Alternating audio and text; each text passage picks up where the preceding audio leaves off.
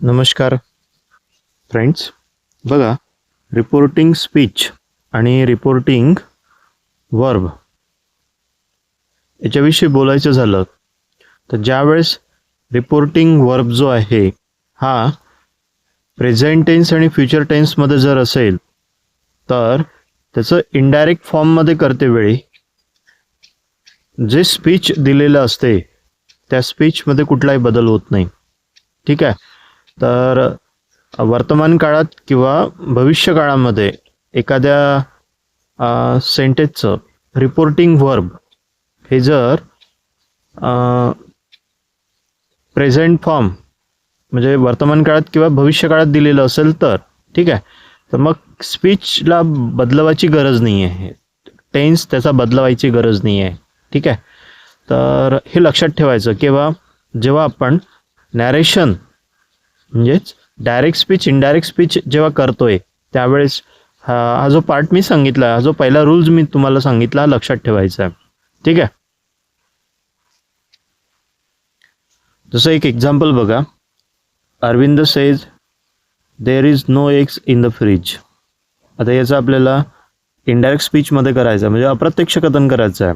ठीक आहे. मी सांगितलं सेंटेन्स ते डायरेक्ट स्पीच होतं. कसं करायचं? Arvind says that there is no eggs in the fridge. बस, सिम्पल. म्हणजे आपण जो पहिला रूल जो तुम्हाला सांगितला तो या ठिकाणी आपण काय केला, फॉलोअप केला. ठीक आहे. प्रेझेंट किंवा फ्युचर टेन्समध्ये दिलेलं जे रिपोर्टिंग वर्ब आहे ते जर समजा त्या प्रेझेंट किंवा फ्युचरमध्ये असेल तर मग इनडायरेक्टमध्ये इनडायरेक्ट करतेवेळी त्या स्पीचमध्ये कुठलाही बदल करायचा नाही आहे. फक्त कंजक्शन लावायचं आणि सेंटेन्स जॉईन करायचं. लक्षात राहील? ठीक आहे. एक फ्युचरमधलं सेंटेन्स बघू. जसं बघा, Chandra will say the bank shawl repairs. आता याचं इनडायरेक्टमध्ये करतेवेळी Chandra will say that the bank should repairs. ठीक आहे. तर या प्रकारचं आपल्याला सेंटेन्स मांडता येईल डायरेक्ट स्पीचच्या इनडायरेक्ट स्पीचमध्ये करतेवेळी. लक्षात राहील? आता आणखी काही त्यामध्ये काही पार्ट आहेत ते सुद्धा बघू.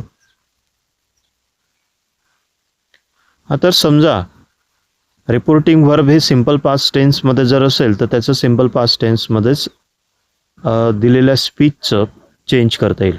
लक्षात नाही?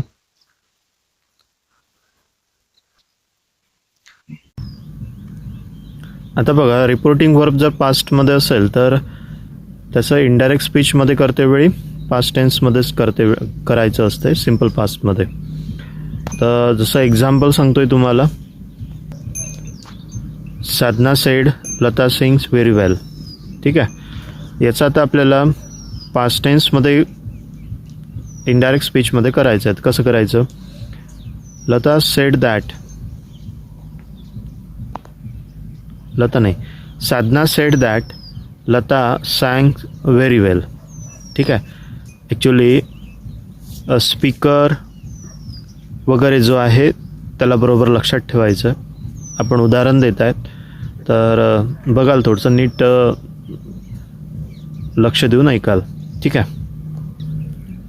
त्यानंतर तुम्हाला जर समजा रिपोर्टिंग स्पीच प्रेझेंट कंटिन्युअस टेन्समध्ये जर दिली असेल तर ते रिपोर्टिंग स्पीच कशामध्ये चेंज करायची आहे? पास्ट कंटिन्युअस टेन्समध्ये. ठीक आहे. कारण आपलं जे रिपोर्टिंग वर्ब आहे हे कोणत्या टेन्समध्ये? पास्टमध्ये आहे. सर्वात जास्त जो मेन पार्ट जो आहे तो रिपोर्टिंग वर्ब आहे. हा रिपोर्टिंग वर्ब जर पास्टमध्ये आहे तर दिलेली रिपोर्टिंग स्पीचसुद्धा त्यानुसारच काय करायची? चेंज करायची. कारण आता बघा, प्रेझेंट टेन्समध्ये जर समजा रिपोर्टिंग स्पीच ही जर समजा प्रेझेंट कंटिन्युअस टेन्समध्ये असेल तिला चेंज करतेवेळी पास्ट कंटिन्युअस टेन्समध्ये चेंज करायचं आहे तिला, कारण रिपोर्टिंग वर्ब पास्टमध्ये आहेत. ठीक आहे. तर ॲक्च्युली आता सेंटेन्स कसं एक्झाम्पल देऊन सांगतो तुम्हाला. Sadhana said Lata is singing very well. आता याचं आपल्याला पास्ट टेन्समध्ये करायचं आहे Sadhana said that Lata was singing very well. ठीक आहे, या प्रकारे चेंज करायचं आहे. जर या प्रकारे चेंज केलं आपण तर नक्कीच आपलं सेंटेन्स कुठेही चूक होणार नाही. बरोबर, हे नीट लक्षात घ्यायचं आहे. दिलेलं सेंटेन्स हे जर प्रेझेंट परफेक्टमध्ये जर असेल आणि त्याचं आपल्याला इनडायरेक्टमध्ये करायचं आहे तर ते इनडायरेक्ट स्पीचमध्ये करते वेळी प्रेझेंट परफेक्टचं पास्ट परफेक्ट टेन्समध्ये करायचं आहे. कसं बघू एक्झाम्पलच्या माध्यमातून.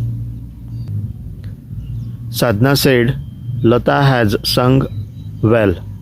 ठीक आहे, एक सेंटेन्स आहे डायरेक्ट स्पीचमधलं, याचं आपल्याला करायचं आहे इनडायरेक्ट स्पीचमध्ये. कसं करू बघा. साधना सेड दॅट, ठीक आहे, साधना सेड दॅट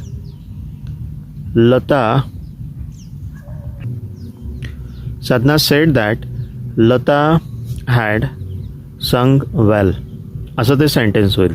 ठीक आहे. आता बघा, दिलेलं स्पीच ही जर समजा सिम्पल पास्टमध्ये असेल तर त्याचं आपल्याला पास्ट परफेक्ट टेन्समध्ये चेंज करायचं आहे. दिलेलं स्पीच हे जर पास्ट टेन्समध्ये असेल तर ते स्पीच आपल्याला कुठल्या टेन्समध्ये कन्वर्ट करायचं आहे, पास्ट परफेक्टमध्ये. कसं एक्झाम्पलच्या माध्यमातून बघू. साधना सेड लता सॅंग वेल, असं सेंटेन्स आहे. आता याचं चेंज करते वेळी काय करायचं. साधना सेड दॅट लता हॅड संग वेल, या प्रकारचं आपल्याला चेंज करता येईल. भावांनो, इंग्लिश शिकतेवेळी ह्याचे ग्रामरचा काही जो पार्ट आहे हा सुद्धा आपल्याला लक्षात घेणं गरजेचं आहे. आता याच्यामध्ये खूप मोठा डीप पार्ट तो आहे आणि तो एकाएकी आपल्याला समजणार नाही. तर आपल्या ह्या व्हिडिओच्या माध्यमातून तुम्हाला काय करायचं आहे, जे मी व्हिडिओ आपले जे आहे ते व्हिडिओ तुम्हाला नेहमी बघायचे आहेत. या माध्यमातून तुम्ही जर हळूहळू जर सराव केला तर इंग्लिशची प्रॅक्टिस होईल आणि त्याचसोबत ग्रामरची प्रॅक्टिस होईल. ठीक आहे. तर आपल्याला दोन्ही गोष्टी शिकायच्या आहे, जेणेकरून डेली यूजमध्ये आपण जर यूज केला तर नक्कीच आपण काय करू, त्यामध्ये यश मिळू शकू किंवा ते आपल्याला आत्मसात होईल, ते आपल्याला समजून येईल. आणि हा मॅटर जो आहे किंवा हा जो पार्ट आहे ग्रामरचा खूप महत्त्वाचा आहे. एखादी भाषा शिकतेवेळी त्याचं व्याकरण पहिले शिकावं लागते. या माध्यमातून हे सर्वात महत्त्वाचं आहे. तर नक्कीच व्हिडिओ स्किप न करता जे मी सांगितलं ते नक्कीच काळजीपूर्वक ऐका आणि लिहून काढा, जेणेकरून प्रॅक्टिस होईल आणि तुम्हालासुद्धा येईल. ठीक आहे. जर बोलण्यामध्ये कुठे जर काही चूक झाली असेल तर नक्की क्षमा करा. नवीन असाल तर सबस्क्राईब करा, आवडलं तर लाईक करा. ठीक आहे. कमेंट्समध्ये तुम्ही तुमचं मत नक्की सांगाल. थँक्यू.